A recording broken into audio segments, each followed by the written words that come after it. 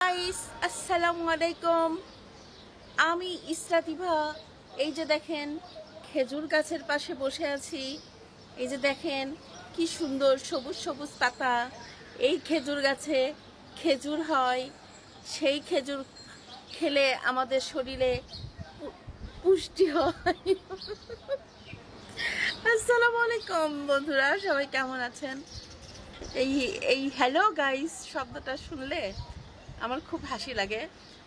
তো আমি কেন ভিডিওর শুরুটা এরকম করলাম, এটা বাসার মানে এখন বেলকুনিতে আছি, শব্দ ভিতরে যেয়ে বলছি।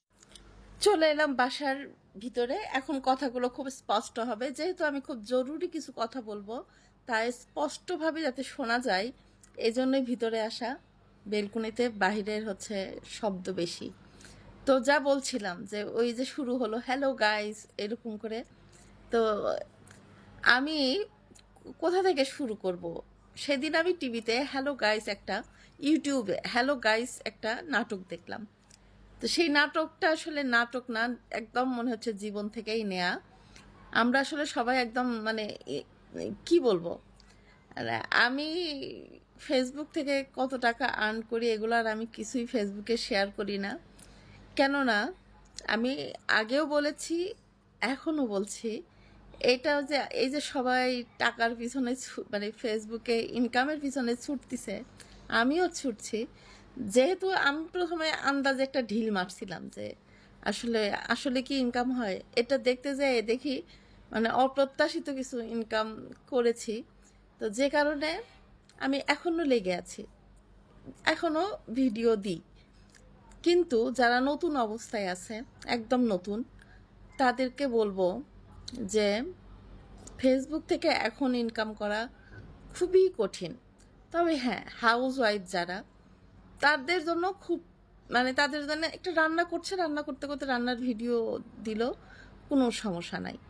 কিন্তু কিছু পুরুষ আছে যারা, কি বলবো, আমি একদম মানে আমার দেখা ঘটনা, ওই যে হ্যালো গাইস নাটকটা আপনারা দেখেন, তাহলেই বুঝতে পারবেন কেন এই কথা বললাম। আমার বাসায় আমাদের একজন ড্রাইভার আছে, যার কোনো দিকে কোনো মনোযোগ নাই। তার একটাই ধ্যানে জ্ঞানে, তার একটাই, সে ওই যে ছন্দ মিলিয়ে মিলিয়ে কথা বলতে পারে, গান গাইতে পারে, ভিডিও ছাড়ে, ভিডিওতে প্রচুর ভিউ হয়, এবং সে নিজেকে এখন একদম মানে বিশাল সেলিব্রিটি ভাবে। আমি সেদিন তাকে জিজ্ঞাসা করলাম যে তুমি তো মানে এত, তুমি দিন দিন অলস হয়ে যাচ্ছ, আর এত মানে আসক্তি তার, মানে তার ধ্যানে জ্ঞানে এখন ওটা ঢুকে ঢুকে গেছে, ভিউ পাওয়ার ধান্দা। মানে ভিউ, কিভাবে ভিউ পাওয়া যাবে, যে কোনো মানে আমার যে কোনো মূল্যে ভিউ দরকার। যে কারণে সে ঠিকমতো ডিউটিও করে না, ঠিকমতো ডিউটি করে না। আমি ওই নাটকটা দেখে এই যে আমার আমার বাসার যে ড্রাইভারটা আছে, তার জীবনের সাথে মিল খুঁজে পাইছি। তো আবারও বলছি, ফেসবুকের ইনকাম কিন্তু একদম ফিক্সড না, এটা আকস্মিকভাবে বন্ধ হয়ে যেতে পারে। তাই এটা পার্ট টাইম রাখবেন, একদম এটা মেইন, এটাই জীবনের ধ্যান জ্ঞান।